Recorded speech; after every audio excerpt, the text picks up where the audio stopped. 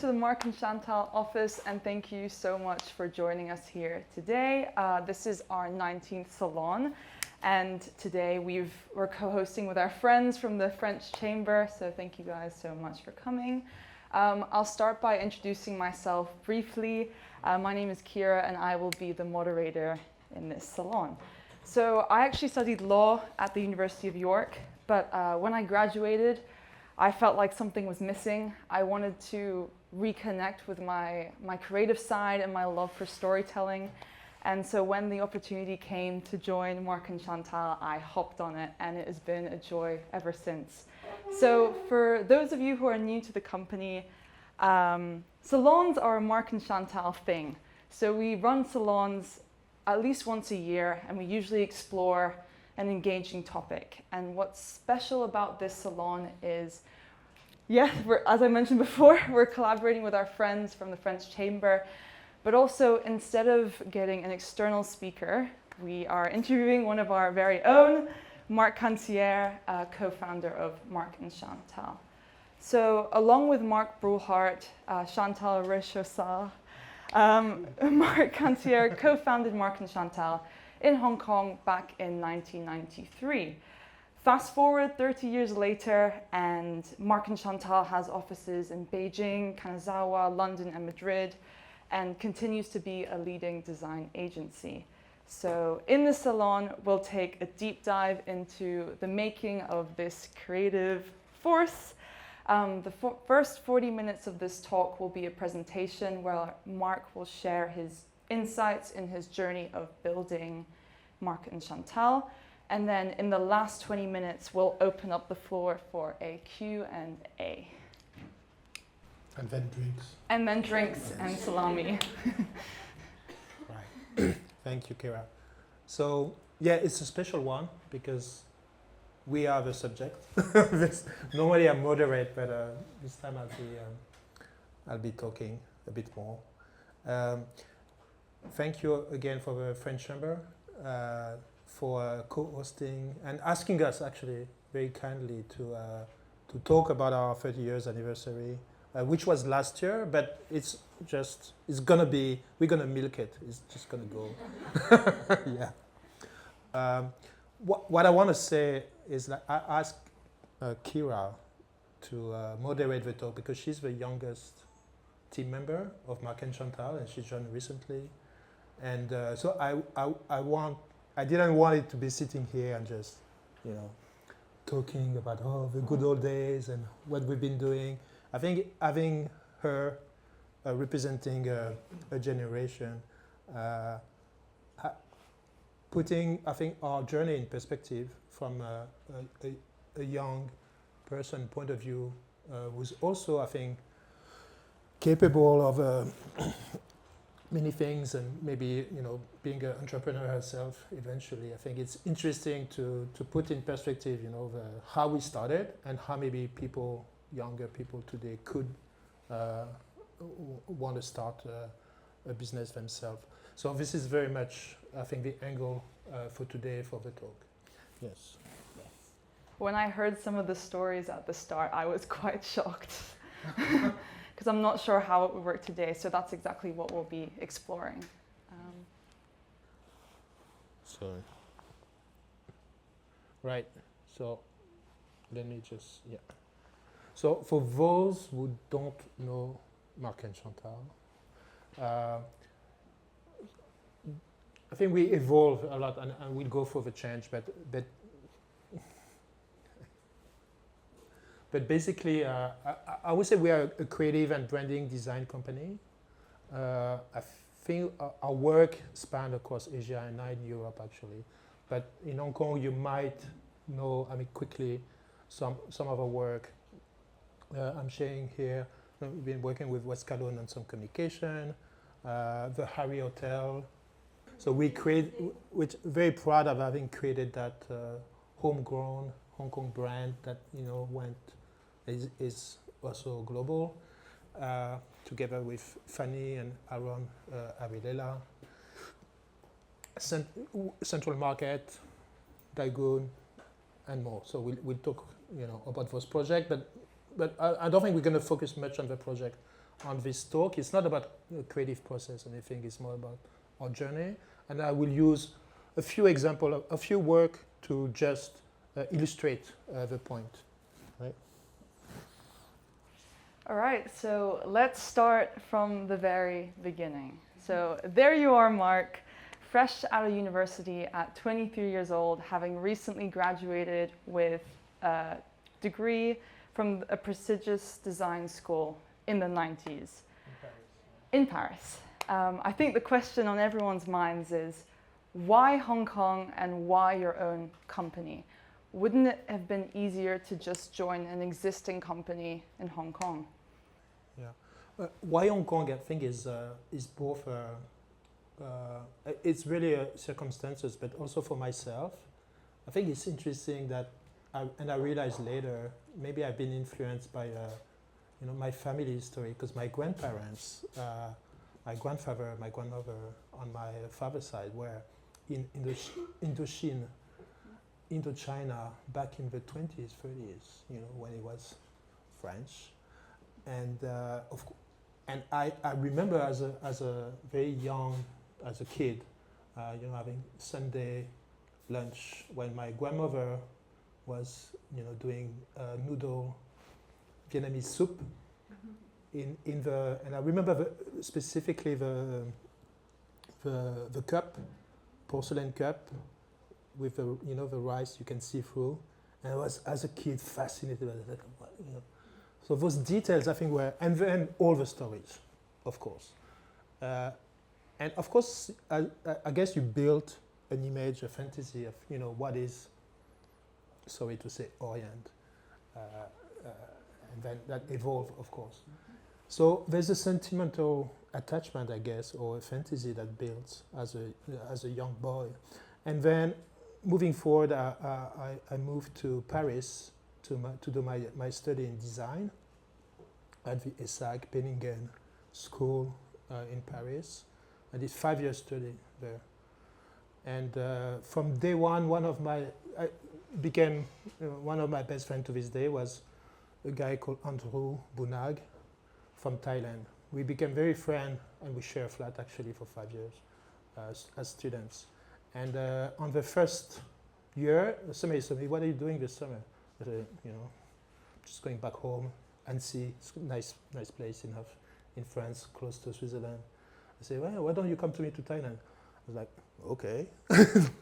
I've never been in a plane before, I think. So I was 18, and my friend invited me to Thailand. I took a plane, landed in Bangkok, get out of the plane, and I thought something was wrong. Like, gee, the engines are on fire or what? I said, no, it's just how it is. Yeah. So I think it's so physical the first time you land in Asia. Just the heat, the humidity that hit you, and then the smell, everything. But it's intoxicating, right? And then I think we did that, for 5 years. Every summer, come to Thailand, come to Hong Kong, because his mother was in Hong Kong. His father actually was a great designer who participated with Ed Total in creating the first Aman Puri.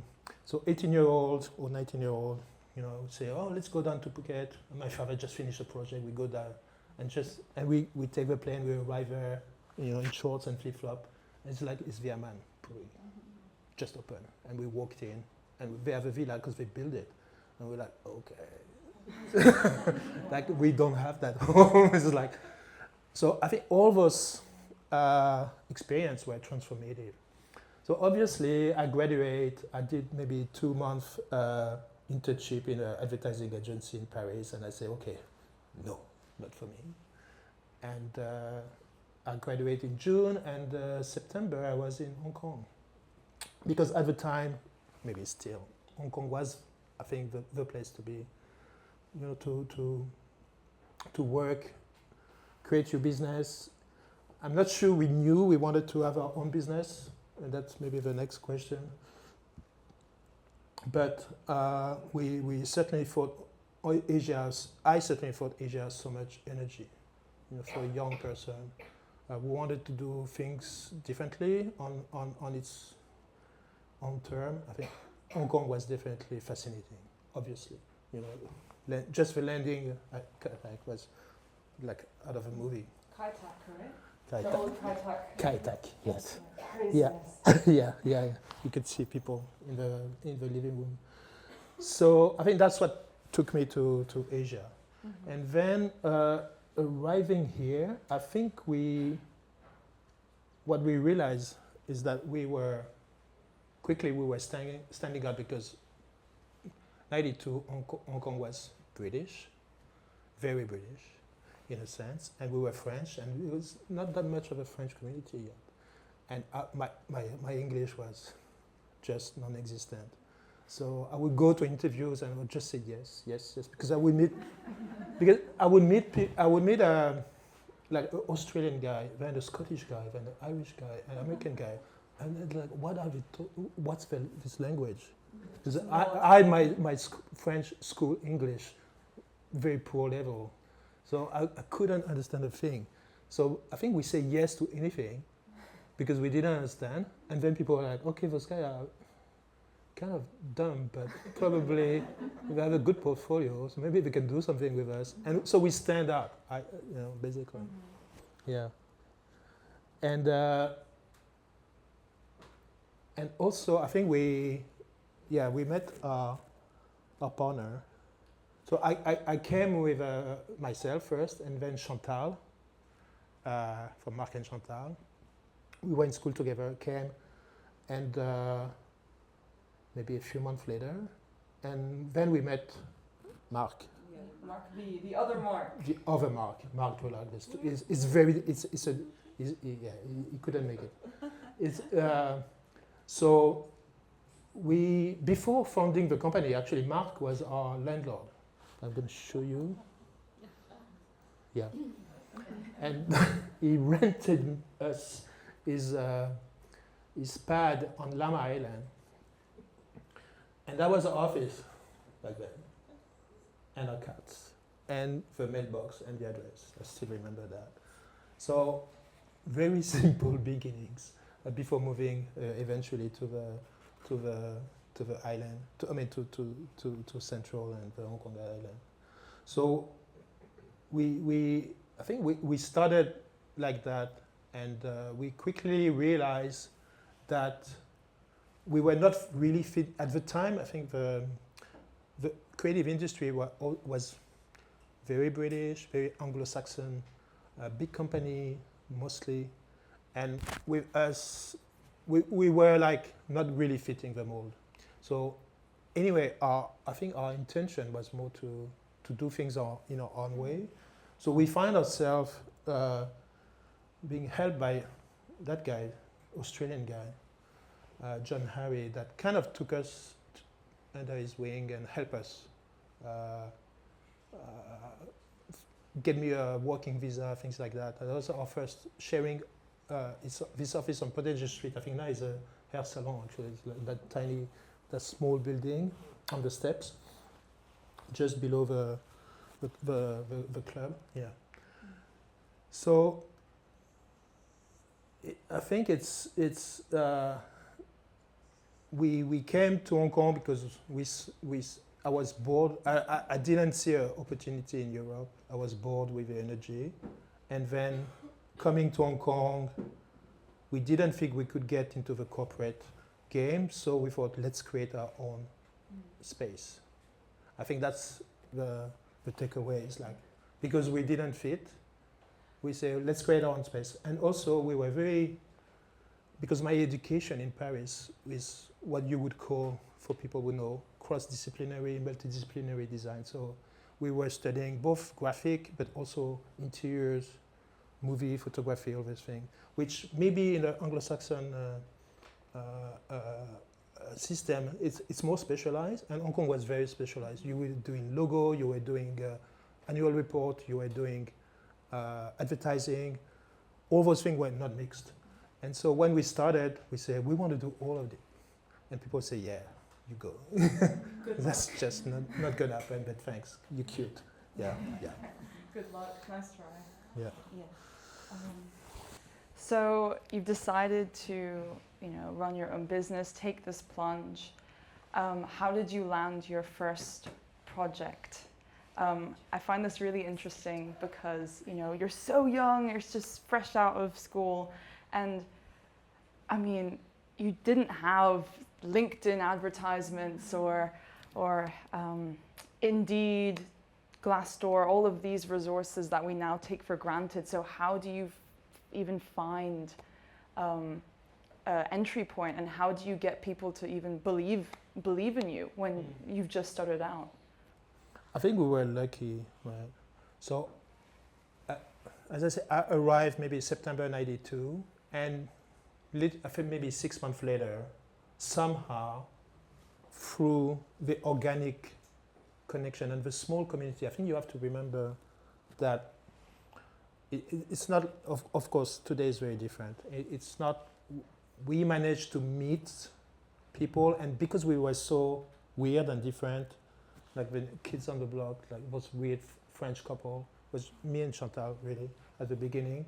We managed to be in front of the Swire people because they launched Pacific Place at the time, and they were, and we've never seen anything like that. First time I walked in Pacific Place, and back then it was like, this is like a Star Trek spaceship. You know? Like never seen anything like that in Europe back then. Maybe in the US, not even. It was just another level, right?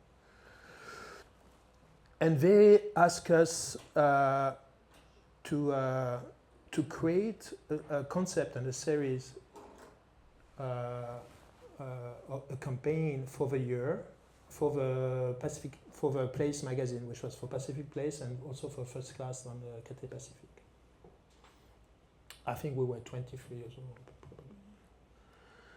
And we pitched them an idea that we will use a computer, a new software that just came out called Photoshop. Have you guys heard of that before? Yeah. I kid you not, I think it was version 1.2 Photoshop. Like 15 floppy disks just to load it.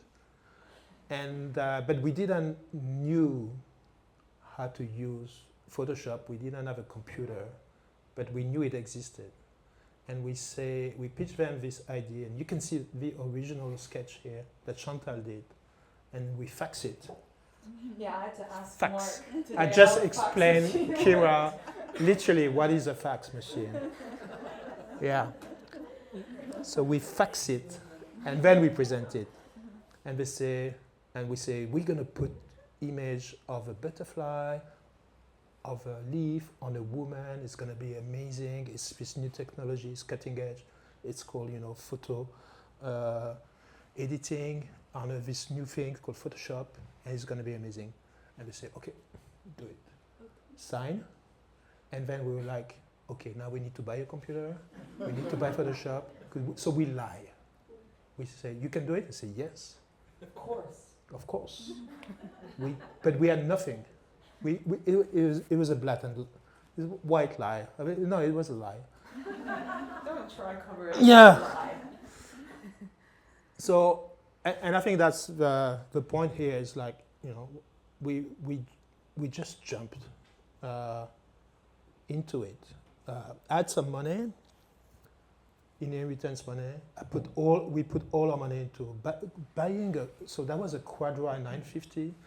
Back then, it had maybe a hard disk of 250 megabyte, 40 megabyte of RAM.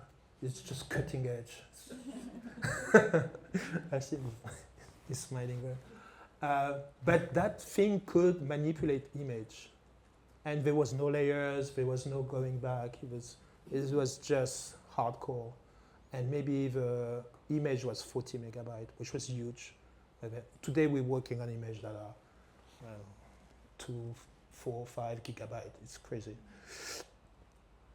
So we put all our money, we bought the thing, and for weeks, I think we didn't really sleep, basically, because we had to learn from the book, the tutorial. We had to learn how to operate a computer, operate Photoshop, and create those images. But the world get around that was too crazy this crazy French couple was doing something special with Swire, with Pacific Place. And then one day we were on just below Shinging Street. We had a small flat, just two of us, a living room, a bedroom, and a cat. And one day somebody's knocked on the door, and there's that really handsome Chinese dude, long hair, black leather jacket, came in and said, "I'm Justin Chan, and I heard you doing something, and I want to shoot the project for you." Or we show it, and he was like the hottest fashion photographer, one of in Asia at the time. So the point is that sense of gravity. You just, because we took that risk, because we put ourselves on it, we just attracted that talent that we would never meet otherwise. It just came to us because we created that space, basically, somehow. And then we went on, we created this thing, and it was very successful. Because I guess it was different. Nobody's seen anything like that at the time. And we went on to win awards. We even won an award in New York at the Club of Art Directors in New York. And that triggered, I think, our launch. I think we were barely here for 2 years. Mm-hmm. So that launched us, and you can see here from the original picture that Justin shot for us. With he had access to the best stylist, the best model, things we couldn't even comprehend. Mm. And we put it together, and that created, this series of images. Yes, and I think that leads us quite nicely onto the next question. How did you make a name for yourself and build a network? Obviously, you can't message recruiters on LinkedIn or go to the networking events at Soho House, right? So you have to break the norm to get the word out, right? So maybe you can talk a bit about that. Yeah, I mean, I'm going to show you a few things. I guess and we talked a lot about that, is, the idea of a platform in terms, as we understand today, how do you communicate, right, on social media, LinkedIn, all those things, the platform, and then the network. I want to talk a little bit later about the network and what I think about networking. But first, I'll talk about the platform. So, on the back of that job, this is us, Chantal and myself. So before Marc and Chantal, December 7, 1993, South China Morning Post. Because the project gets so much attention somehow because of because nobody did that before, in Asia, in Hong Kong in particular, that we get attention from the press. So we were featured in many magazines, some trade magazines, but also some, you can imagine, back then, South China Morning Post is just, and we were featured also in the Sunday magazine of South China Morning Post. Back then, basically, it's one platform, right? But on Sunday, everybody who speaks English in Hong Kong was opening. It was a religion. It was a ritual. Mm-hmm. The SCMP magazine on Sunday, everybody was opening it up. Mm-hmm. We were there. We had a spread into that magazine, talking about the new kid on the block, those guys, what they're doing. So instantly, it's, as you say, it's like going viral. Yeah. It's the equivalent of going viral, but it's just one spread. Yeah. But everybody will see that. Mm-hmm. So I think that put us on a rocket ship right away, right? And then we had many amazing. We were everywhere, right? So that was. It's so funny with our cat, Leo, the killer. It was nasty, not to us, but anybody else. That was for El Deco, and we did we Photoshop ourselves onto the leaves. I think William Furnace actually took the picture. And then the press also picked up on what we were trying to do, like the one-stop concept here with Marc Brulart, looking not only referencing the first project, and then we did a French-made image twice. with a French consulate. Yeah. Below that image is in Berlin, is an exhibition promoting Hong Kong in Berlin for the Hong Kong government, which is, bringing together our idea of space, content, image, and more. Even the title here, giving foreign company an Asian face. Maybe, we wouldn't use those terms these days, but I think 30 years later, we're still a bridge between Western, global, local. When we work in Japan, is why Japanese company are asking us to work in Japan is for that. Like, can you please make us connect with a global audience? Yeah. So it's amazing reading back with Kira this week. Those articles, how consistent it is. We keep saying the same thing for 50 years. It's kind of sad, but not really. I think it's consistent. Yeah, consistent. Yeah. And then I want to talk about networking. So as we were working, and I'll talk a bit how we were working and abusing ourselves working. We were also networking. So I really don't like the term networking because I think it's used in a wrong way, maybe. And I think you came up with that question, actually. Yeah, because the main advice people give you as a young professional now is network. You need to get your word out there. You need to open these doors for yourself because they won't just come at you. So I was just really interested to hear this perspective where back then it was harder to network and maybe it was more organic, and maybe now the focus is on numbers, and when you click on someone's LinkedIn profile, the number of connections pop up in bold, and it makes you think, can this person even name all these people? I don't know. So I was just really interested to hear this perspective because I've just heard it a lot. Almost every single LinkedIn article says number one, network.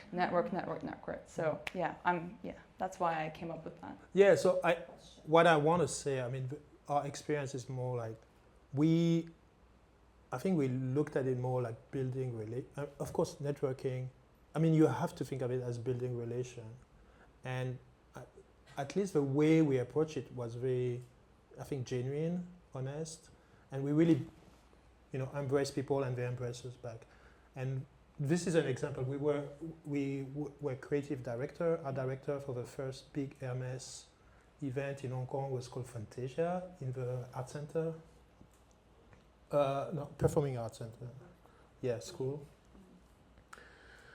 And we were also, this is Jean-Louis Dumas, who passed away sadly, was the CEO and from the Hermes family, major shareholder of Hermes, and his son, Pierre-Alexis, with her, who's now the creative director of Hermes. And Pierre-Alexis' wife, Sophie, I'm dancing with back then. I think we were so young, right, 20-something. And to this day, we're still friends, and we've been working together along the way. But just to say that I think the way we approach it is really much building friendship, relation, rather than trying to network and just collect name cards, So and at the same time, we were having this seemingly very glamorous event. I think probably in the afternoon, just before that, we were in the back alley of our workshop on the First Street, painting ourselves, doing something. So we had at the beginning that life that was very contrasted, and that was Hong Kong, I guess. A double life, almost. A double life where typically we would be connecting, managing, talking to people at day, and then at 6 p.m., 7 p.m., the day starts for work. You can only, I wouldn't do that today, right? But we were just burning. So I think, if the subject is how do we succeed, I think we did spend so much time invested into the vision that we have. Yeah. Right. Yes. So, you have this feature, almost free publicity in the South China Morning Post. You're kind of, the word is spreading around Hong Kong. Okay, there are these 3 French designers who are really doing something different. How do you explain all these early successes and these projects that start rolling in? What were the reasons that you guys really attracted? Yeah, I think I'm going to quick on that. I'm going to go quick on that. I think I touched on this. I think we were very different. We were French. We wanted to approach the creative industry as multidisciplinary, cross-disciplinary, where people were just saying, no, it's just stupid, literally. And also we were just working ourselves and doing everything ourselves. So we learn everything.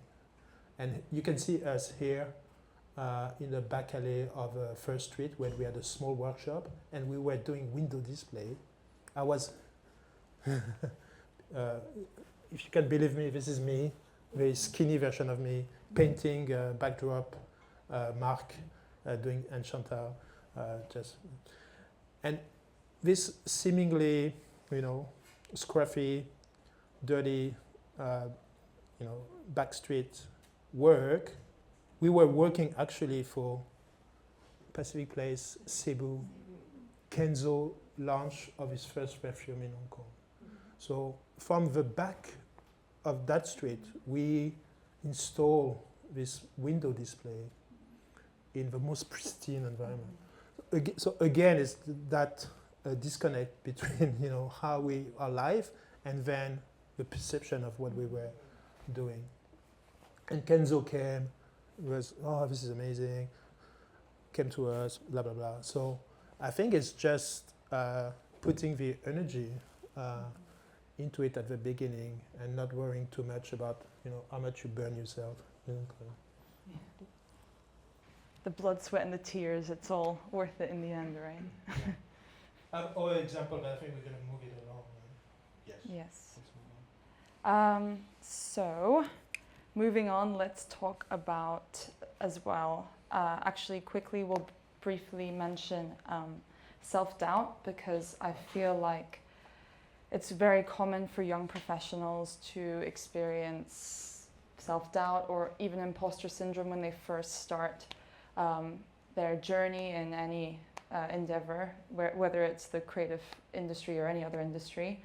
So I'm curious to know, did you experience any self-doubt, and how did you navigate? I thought when Kira asked me that question, I was like puzzled. I was like, what do you mean? And then, of course, I have kids, more or less your age. And I know that I think things have changed so much in terms of, I just want to say mental awareness, mental health, mental care. And I, honestly, back then, it was not a conversation. So I think we were so driven. Of course, we had a positive start. So any of those things, we would just put it aside. And it was okay for us because we had the energy, we were young, and I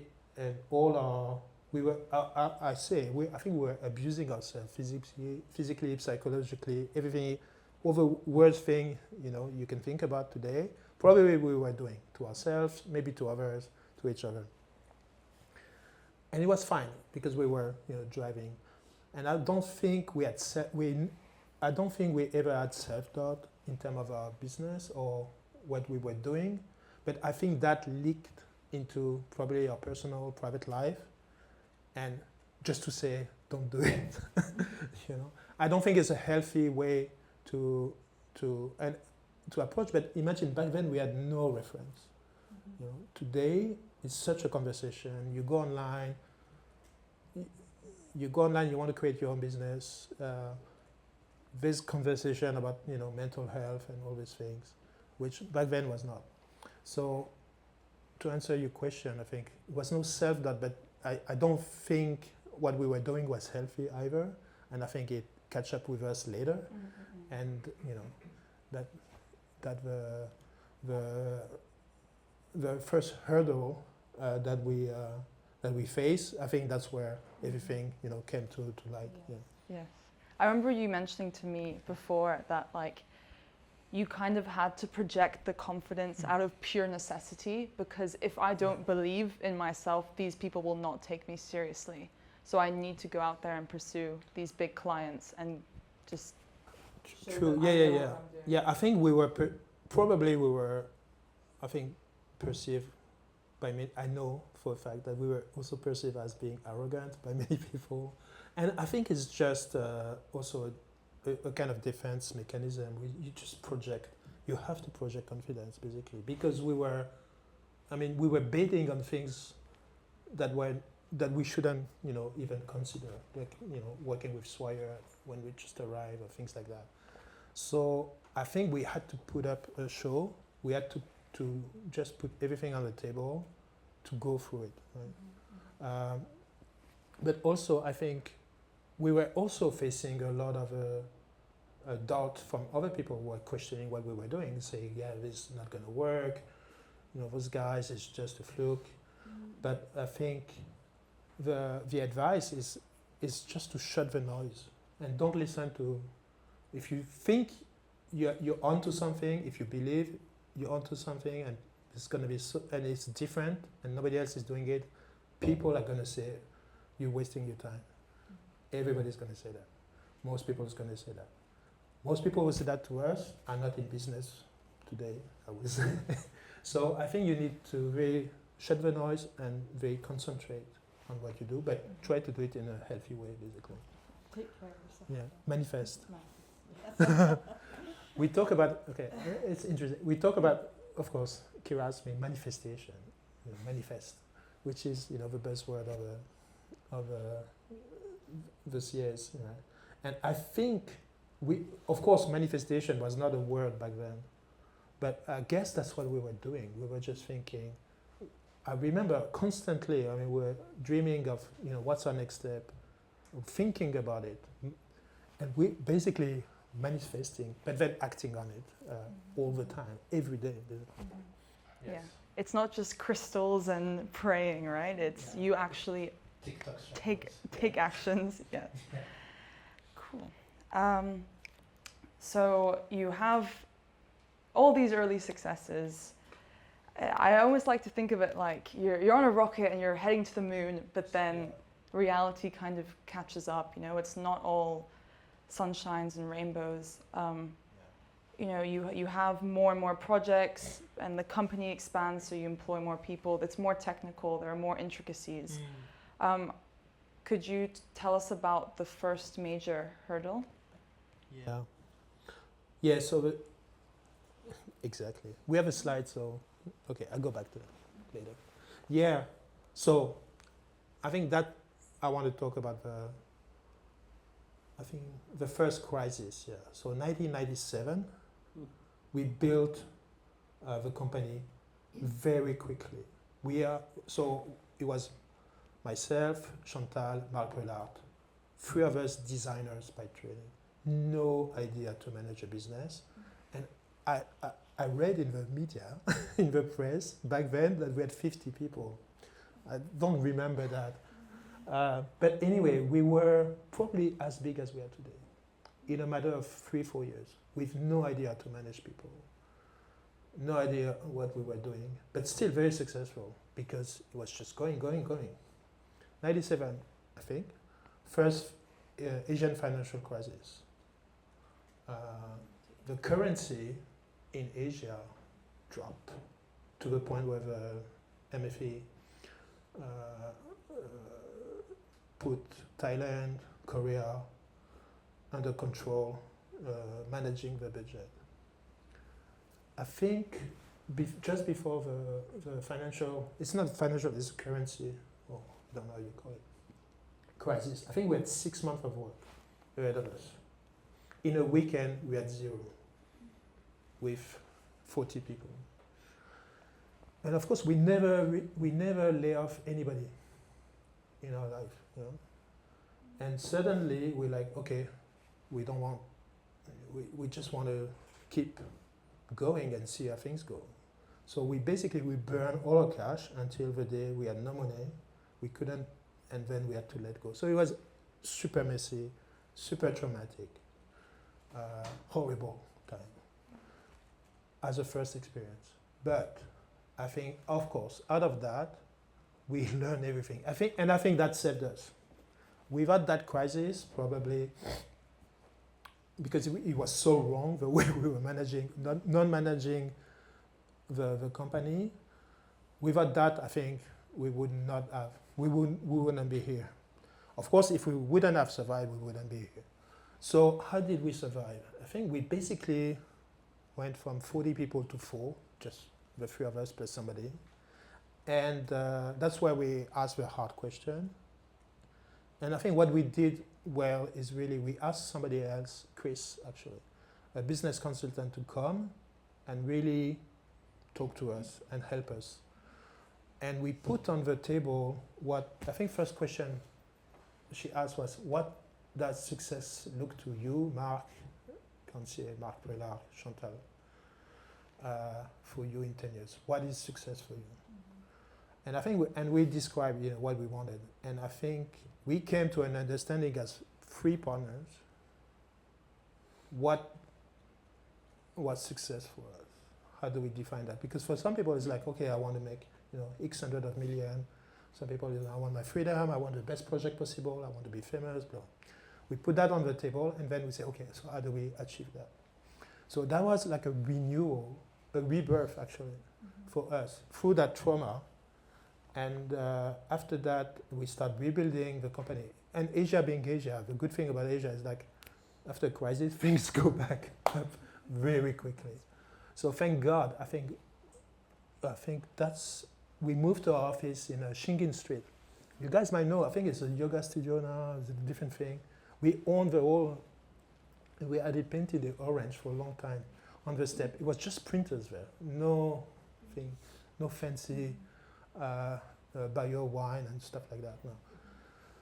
And we rebuilt the team, but we rebuilt it with, I think, management, team building in our mind, and we rebuilt it from strong foundation, and also the 3 partners being aligned on the goal. Yeah, I was just, I'm curious to know as well, how did you navigate the 3-person partnership? It's super unique that you have 3 founders, and I'm sure tensions rise, especially during that crisis, right? So how did you navigate these 3 personalities and kind of bounce back and make sure everyone's cool, everyone's fine with each other, all problems are addressed? Yeah, I think the first point is that I think if we were 2 partners, it would be doomed to fail, because 2 is only you always facing each other. There's no escape, right? If you're on your own, maybe, I don't know. 2 people is the worst. But the power of a triangle is like the Chicago Bulls back then, Phil Jackson. The thing is, a triangle, of course, is the strongest shape in architecture. Betty, maybe you can acknowledge that. It's just the way the force distributed on a triangle, it's just diffuse. So there's only, and if one partner maybe has a weak moment or something like that, there's always 2 others too. Or one can negotiate tension between 2. So it just goes around like that. It diffuses things.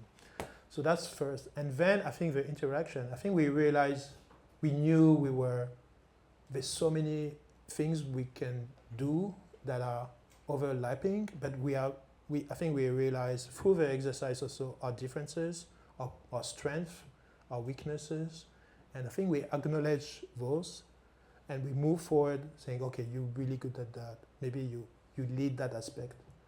You lead that aspect to this day, right? Mm-hmm. So I think 30 years, 3 partners, I know that for a lot of people, I think in the industry it's like something that is not common, it's not usual, but I think we managed to go for it because maybe we went through that trauma, that crisis, and we managed to build from that.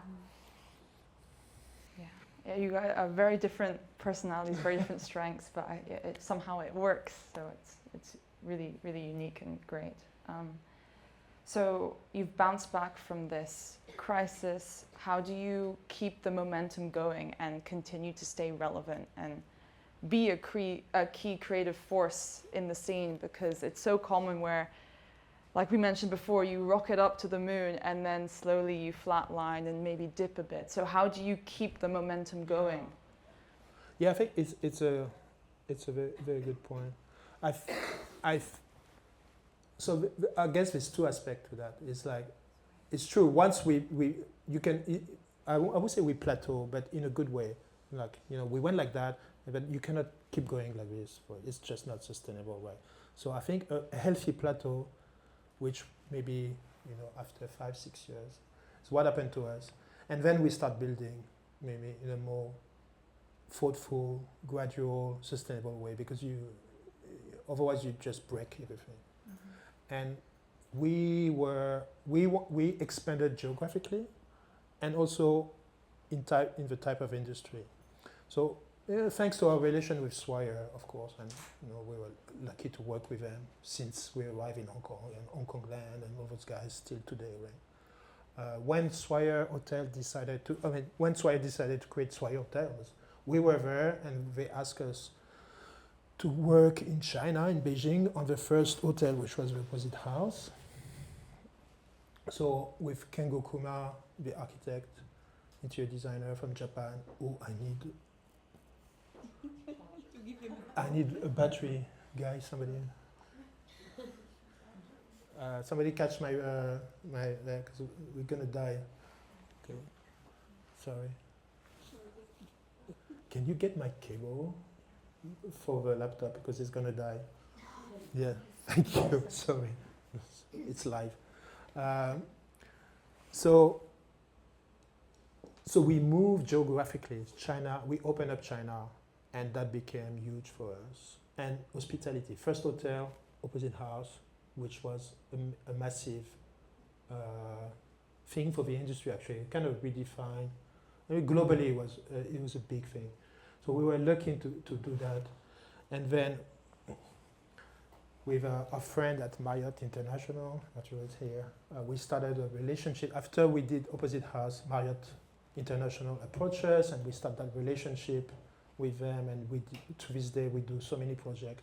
Now with Hayat, with Four Seasons, with all those guys. So we move industry and we move geographically. So this was in Seoul, and then we start expanding from there. And of course, also working in a cultural, and placemaking, destination making, heritage, of course, working for almost 10 years. With a jockey club on Daegun was a big thing. To this day, it's still a big thing for us, obviously. So really taking our experience to creating larger experience destination on a wider net in terms of the type of work and the type of place. But yeah, go. I was just going to say, I think this also circles back nicely to your approach from the very beginning of being cross-disciplinary. And so trying these new industries, trying these new geographies. Yeah, thank you. Yeah, it was, I'm not sure it was obviously, technically, such a validation with Daegun, because it's a very complex project politically, working with a jockey club, with all the stakeholder, government. It was a minefield, but I think we had the experience to navigate together with so many people, right, and working directly with the head of a jockey club who was steering that project. I remember pushing really hard for the name Daegun, personally, because I thought it has to be colloquial. It has to be, if we call it, the former, thank God, police station, Hollywood station, Victoria station. I say we have to call it something that, because it's for everybody, right? That Hong Kong people can claim their own. So we knew, the Chinese, the Cantonese name, we knew we wanted, Daegun. And then say, let's use it in English as well, and then, Center for Heritage. Mm-hmm, mm-hmm. So all those choice, of course, are built on experience, and then we create the brand, the identity, of course, but all the storytelling, all the space, the visitor center, all the space that tells stories, we created and work on the content together with the heritage department of the Daegun, Hong Kong University professors in history. So it was a full picture, the wayfinding system. So it is a validation of our thinking when we arrive in Hong Kong, saying we can curate experience basically. And when we work in hotel, it's hospitality, resort thing. It's exactly what we're doing as well. It's not just a brand on paper. It's a brand that people can walk through, touch, experience, and that's what leads us to what we do today, I think. Mm-hmm. And I think the second thing is I say what keep us successful. I think our DNA is orange, meaning it's fresh, it's juicy, it's tasty, it's full of energy, and it's not just you can talk about it, but you can see around in the office, it's everywhere.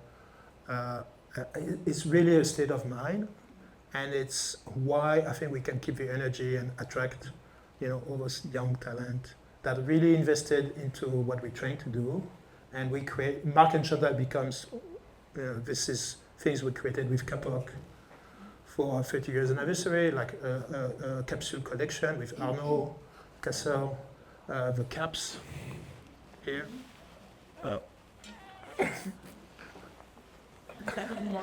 T-shirts I've seen there. Yeah. So I think it's part of keeping. We did our own beer for the event, those cushion. So I think the energy we put into our brand, into our experience, into our team also is a way to sustain and keep going forward. Mm-hmm.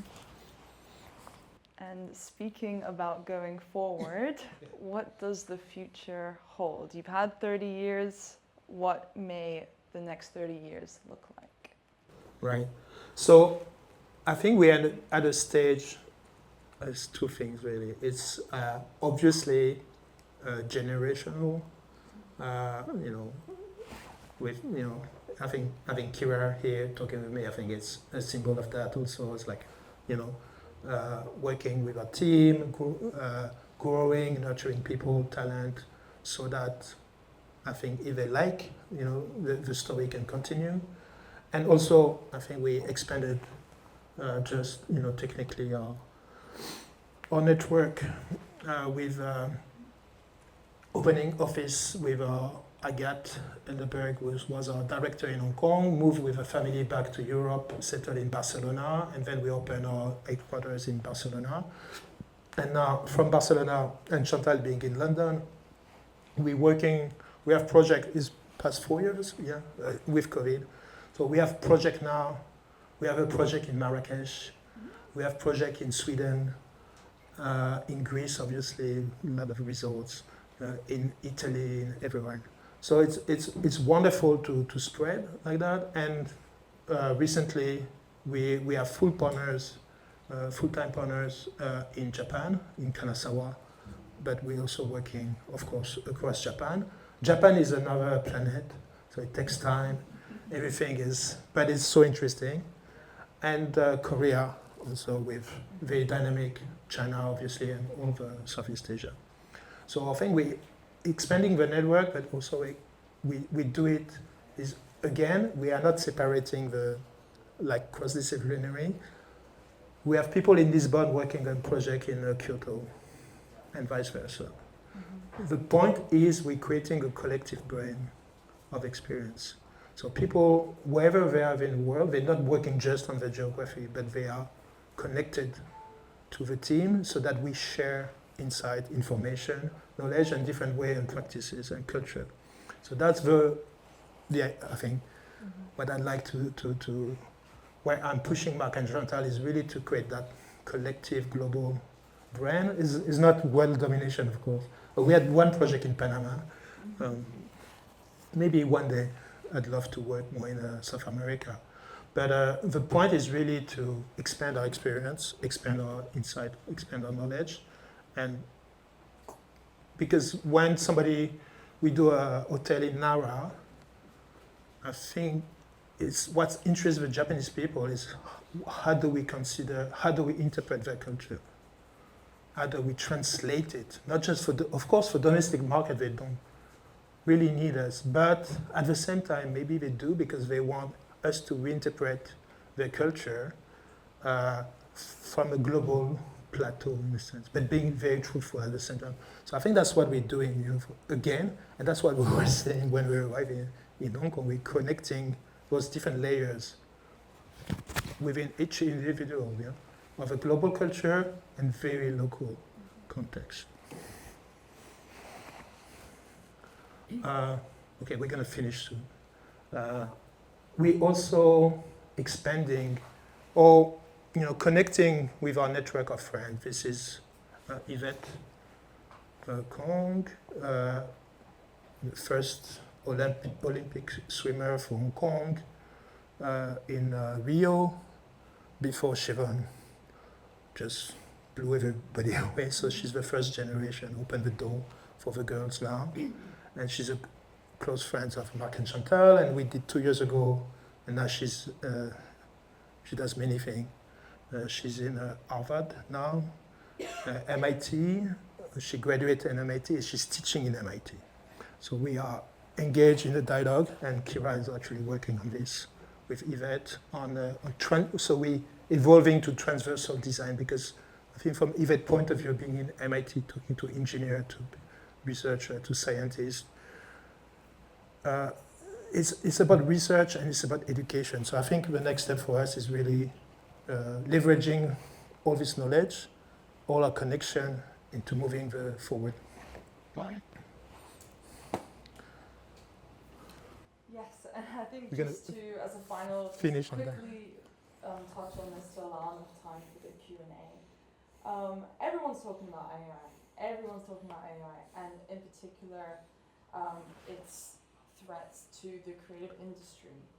So on the topic of the future, I want to ask, how do you navigate the introduction of these new AI technologies that are coming into the creative landscape and changing it completely?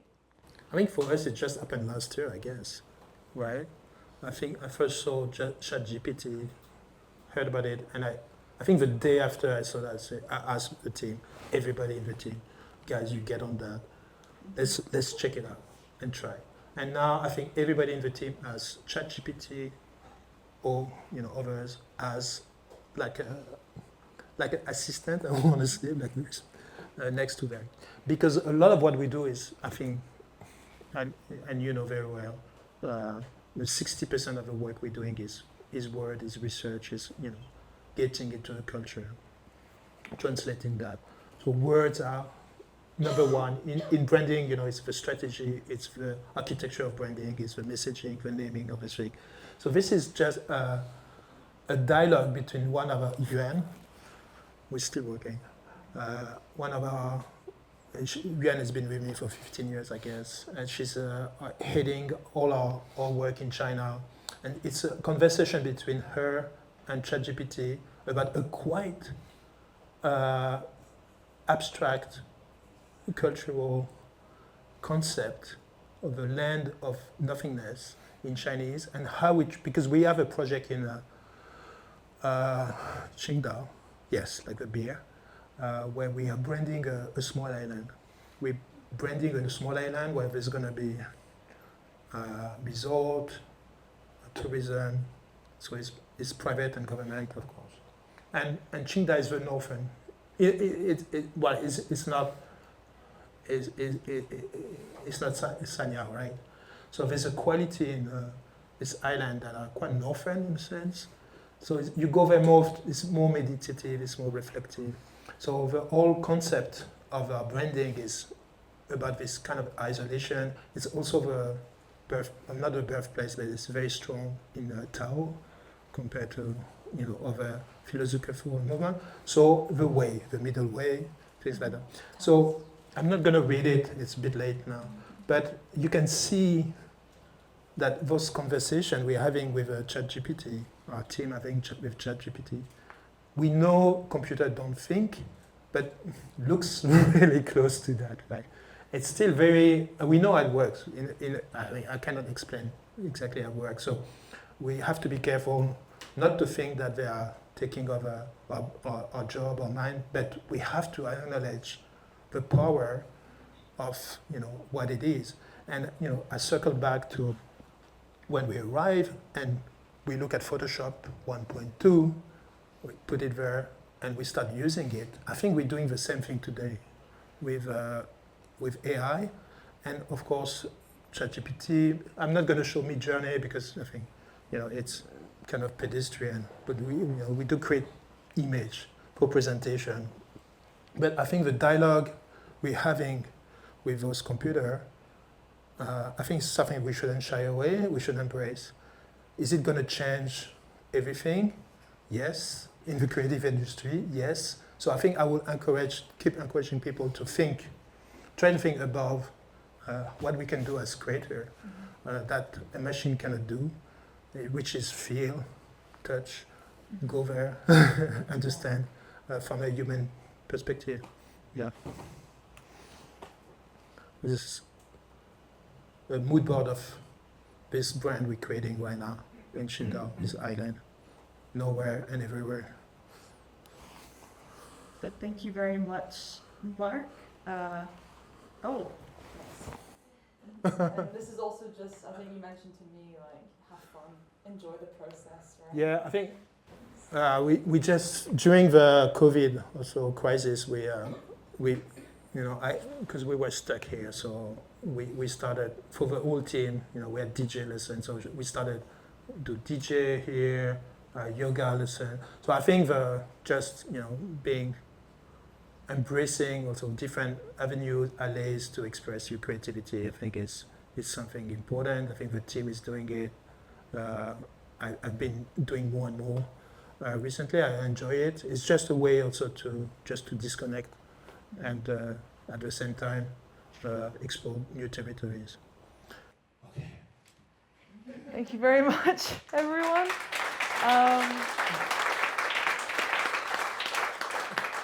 We'll open up the floor for any questions anyone has. Don't be shy. Be brave. Be the first person.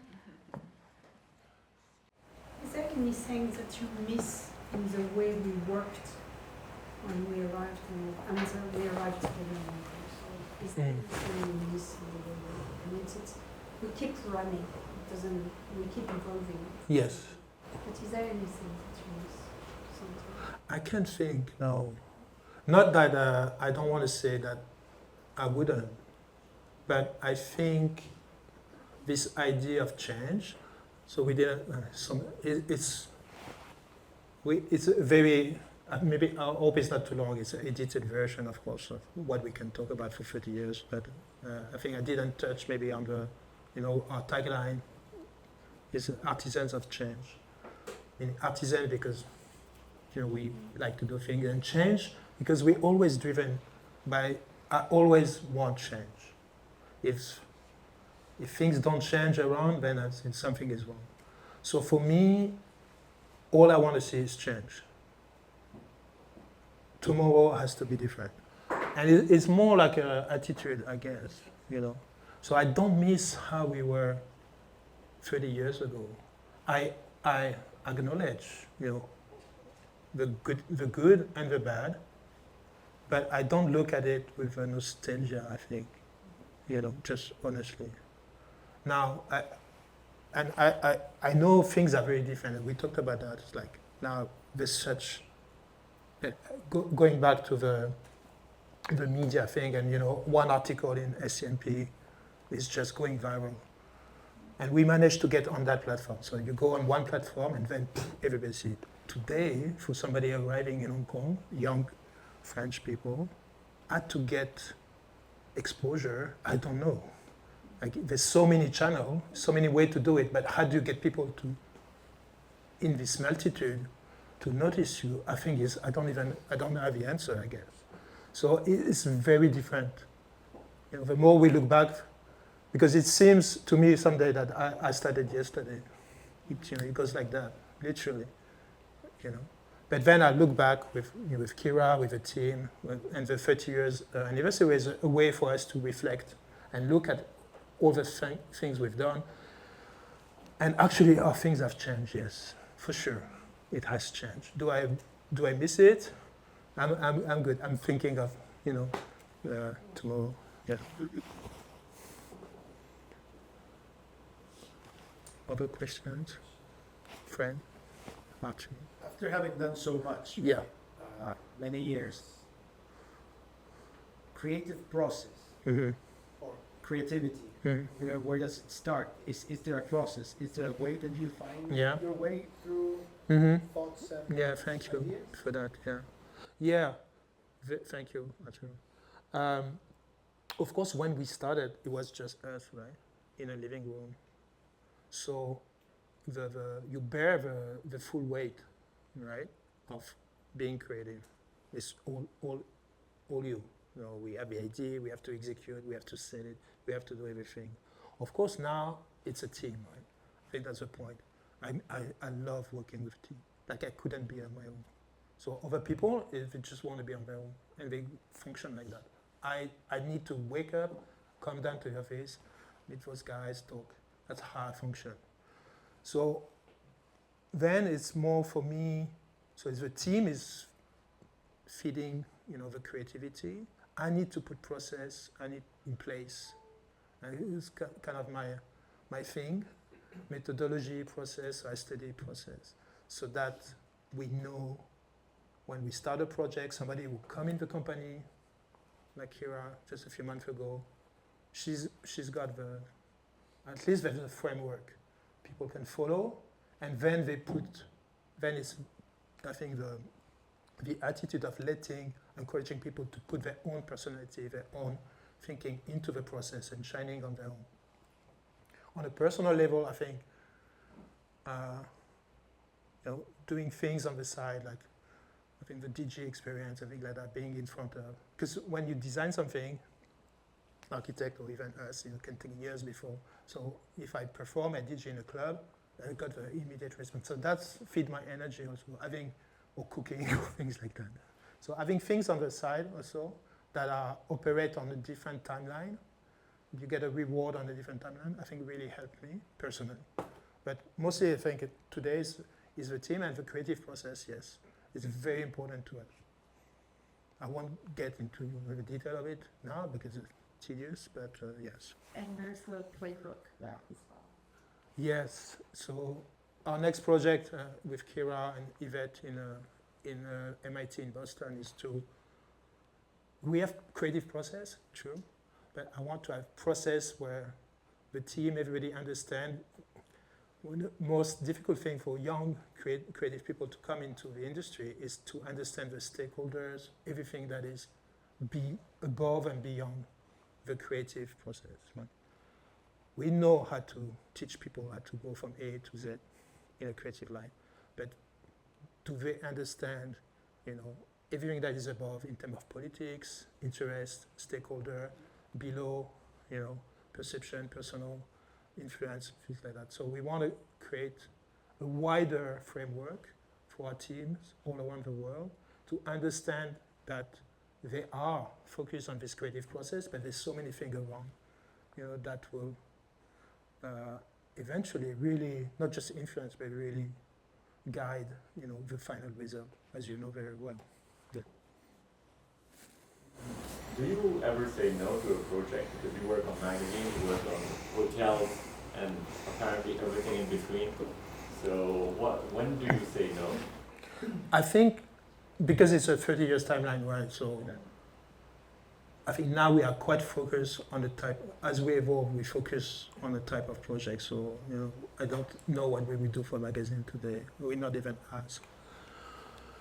We do say no, but I don't think we don't even have to say no much because there's filters in, and I don't want to sound, there's just filters in place whereby, people, just people finding us, asking for something, and typically, they know they're basically to ask us to work on a project. There's certain steps from a client perspective that kind of push away, people who are not maybe in a position to work into a complex project. Because, projects we do at this stage are complex. Well, so it's not just, price or whatever. We can work on small projects, but I think there need to be a strong intention from the people who come to see us. So when we say yes, we try to avoid saying no. But if we feel it's not the right match, we do, of course. Yeah. Yes. Yes. Question. With all your various offices that you've opened around the world, Yeah. Not and- that many, but yeah. Okay, or some offices around the world. I think you mentioned like London and Japan Yeah. with the partnership, and you've got projects in other areas. To what extent are you based personally, the two Marcs and Chantal in Hong Kong today? Yeah. Were you ever tempted to perhaps shift your headquarters Mm. with everything that Hong Kong's been through in the last few years? Uh-huh. And how do you see the future for creative industries and Marc and Chantal in Hong Kong Right. in the next Fair question. Obviously, I think 5-6 years ago, I started to think, okay, we need to diversify geographically because we were very dependent on China. I think 60% of our turnover was in China. And I was like, we need to reduce that number. Percentage. Keep the number, but reduce the percentage. And that was before all the turmoil in Hong Kong, just before that. And I know China, my second wife is Chinese, so I know very well China, in that sense. So that triggered this, not because we wanted to escape Hong Kong, that we want to stay in Hong Kong. I still think, just to answer the first part, that Hong Kong, possibly is still the best place for us to be. Other headquarters in Asia for all the reasons that we know, geography being actually one of them, and everything else. Okay. Now, so I think, honestly, for Asia, I hope we can stay here. That's our intention. Now, of course, Barcelona is a beautiful city. I have my family, my kids are in Europe now. My parents are there. So it was also a move for me to say, okay, at least I have a reason. If I go to Europe, I can do the round, and it's good for me as well, right?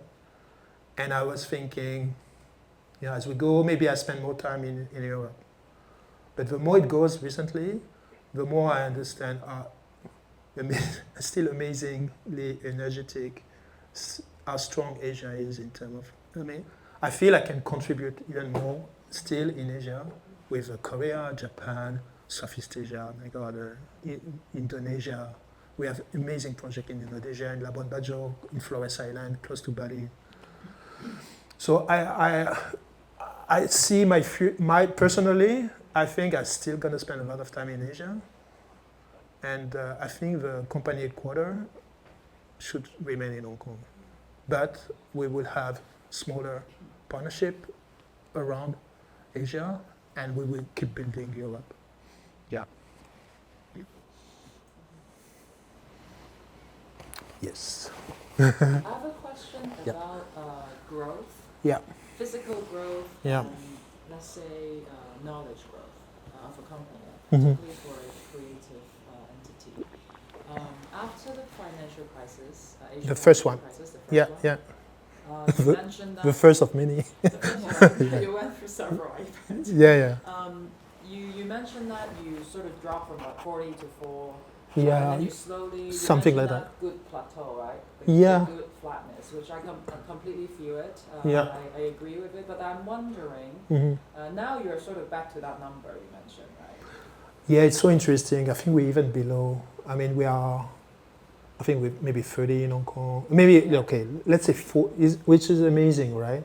We are probably 40 people full-time around globally. That's really a great number for a creative agency. But the type of people is very different. Yes.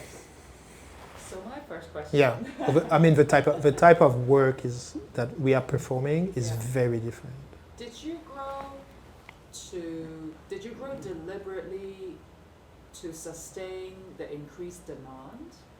Was it organic, or did you grow specifically so you can create more demand? Did you specifically grow so you can get bigger projects, or the other way around? So that's of course a personal question for me. So Yeah, yeah. I'm at that threshold right now. Yeah. And my second question is, how do you, through these 30 years, pass on that knowledge? You know, like, Yeah. you know, you create so much knowledge for every project. Yeah. And Yeah. I bet the three of you Yeah. were head of design. Yeah. But then you start nurturing the younger generation. Yeah. But how do you pass on Mhm. this knowledge and energy and passion? Yeah. First question, I have to be honest and say, I think it's quite organic. I don't think we aggressively wanted to grow, and then find, and run after the project. I think when we saw there was possibilities to grow demand, we scaled up. I don't think I would launch myself into scaling up and then figuring out how the hell are we gonna. I don't think it's a bad position to be in our industry, Yeah. because it's not easy to scale. Yes. I think for what we want to do, because it's not based on quantity, it's more based on quality. What we want is to keep increasing our price, the quality of our projects, so we can do more with less people, more talented people. So hire the best talent, one person can do the work of 5 because they are talented, but also the type of work we're doing, the type of expertise we're selling. Like people come to us for something very particular, and the way we put it together, not that many people can do it. So that's the added value here that I keep wanting to increase. Second, the knowledge.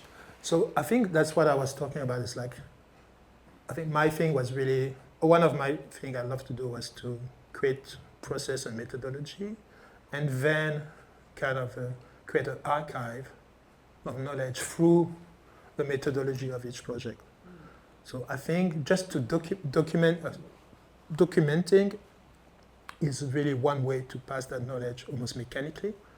But then, of course, organically, I think is the process, internal process where, yes, we have a team on a particular project that's very interesting. We have a team leading the project. But then sometimes we ask everybody to join and do a bit of creative, a bit of review, so that the team can learn from each other.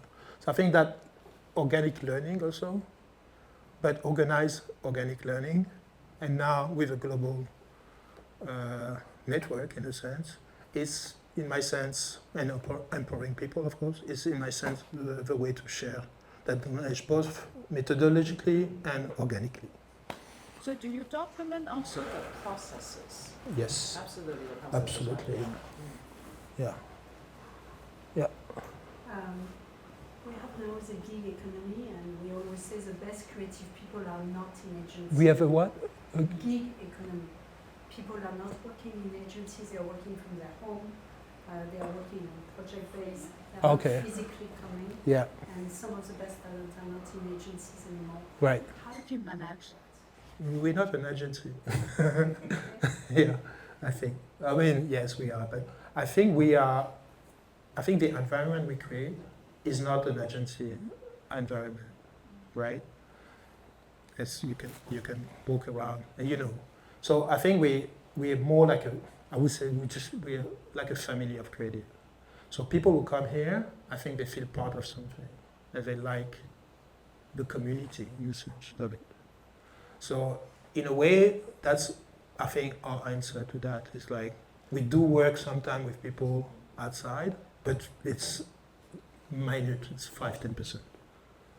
All the work is done here by people who like being here. So I think creating that culture, the hut, things like that, the parties we do, all these things, I think it's a deliberate answer to that. It's that we want people to think they're part of a collective, a community, a family.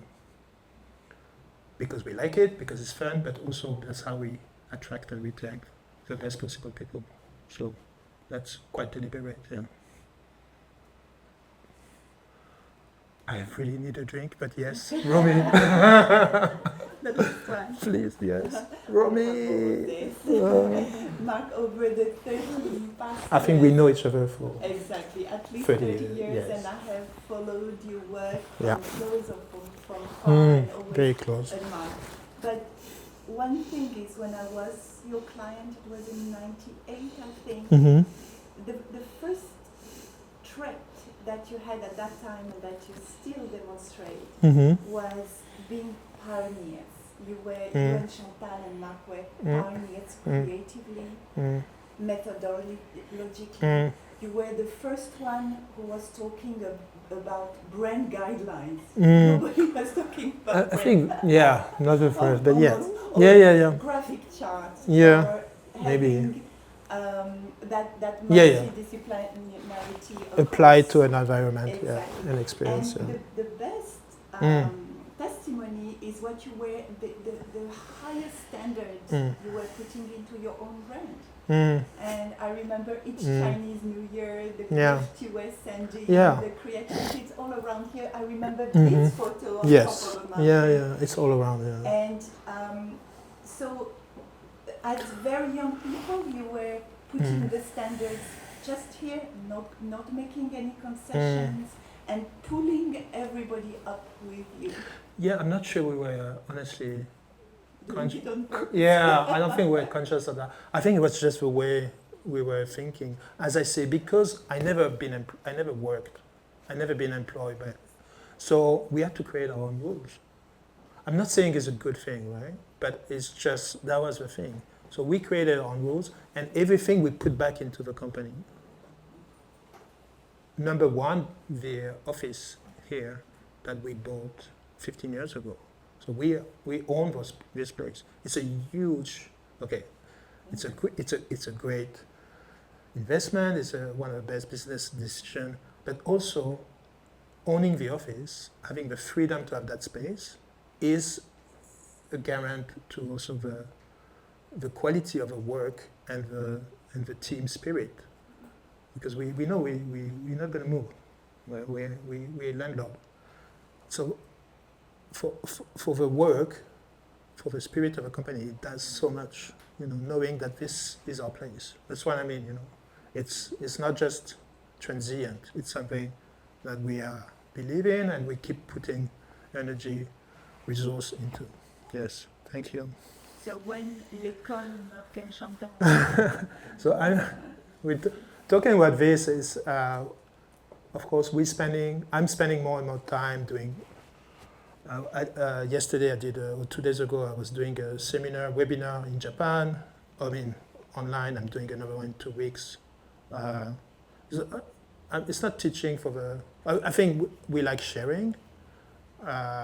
Working also with our friend in Harvard, MIT, on new thing. So I think we're thinking about it as a combined way of advancing our knowledge and also sharing. So, but I think it will be a give and take, a virtuous cycle. It's not like going outside and teaching.